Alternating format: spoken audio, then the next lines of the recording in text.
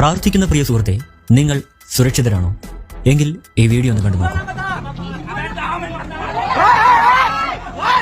ആദ്യം എന്താണ് സംഭവമെന്ന് പറയാം. ഒരു ക്രിമിനലിനെ തല്ലിച്ചതച്ച കാഴ്ചയല്ല നിങ്ങൾ കണ്ടത്. സാധുവായ ഒരു വിശ്വാസിയെ ഒരുപറ്റം ക്രിമിനലുകൾ ചേർന്ന് തല്ലിച്ചതച്ച കാഴ്ചയാണ് നിങ്ങളിപ്പോൾ കണ്ടത്. കാരണം എന്താണെന്ന് കൂടി പറഞ്ഞേക്കാം.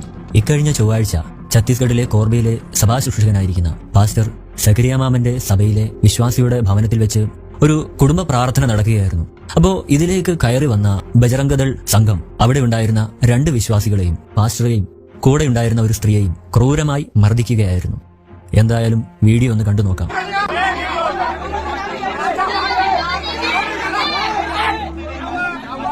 അക്രമികളിൽ ഒരാൾ, അതിലൊരു സഹോദരന്റെ പേര് ചോദിക്കുന്നതാണ് തുടക്കം. ചോദിക്കുന്നവന് പേര് മാത്രം അറിഞ്ഞാൽ പോരാ, ആ വിശ്വാസിയുടെ മുഴുവൻ പേരും അറിയണം. എന്നാലല്ലേ മതം ഏതാണെന്ന് കണ്ടുപിടിക്കാൻ കഴിയും. ഇത് ചോദിച്ചാണ് വിശ്വാസിയെ തല്ലുന്നത്.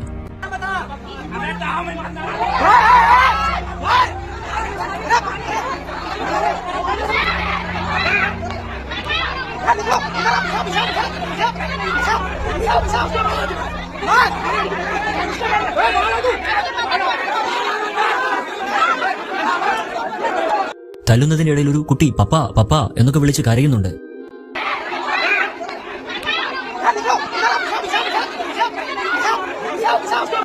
ഇത് അദ്ദേഹത്തിന്റെ മകളാണോ അല്ലയോ എന്നുള്ളതിനെ പറ്റി എനിക്ക് ധാരണയില്ല. എന്നിരുന്നാലും ആ കുട്ടിയുടെ പപ്പ പപ്പ എന്നുള്ള വിളി കേൾക്കുമ്പോൾ മനസ്സിനകത്ത് ഒരു പ്രത്യേക വിങ്ങലുണ്ടാവുന്നു.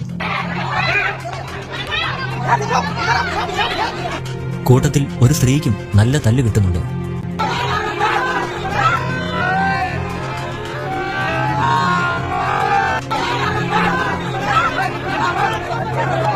എന്തായാലും ശേഷം പോലീസ് അവിടെ എത്തുന്നുണ്ട്.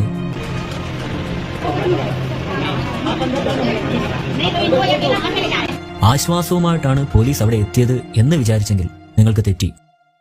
അവിടെ ഉണ്ടായിരുന്ന പാസ്റ്ററെയും വിശ്വാസികളെയും പിടിച്ചുകൊണ്ടു പോകാൻ വന്ന സാധുക്കളായ അടിമകളാണ് ഈ പോലീസുകാർ. അല്ലാതെന്ത് പറയാനാണ്? ഈ കാണുന്നതാണ് അക്രമത്തിന് ഇരയായ പാസ്റ്റർ സക്കരിയ മാമൻ.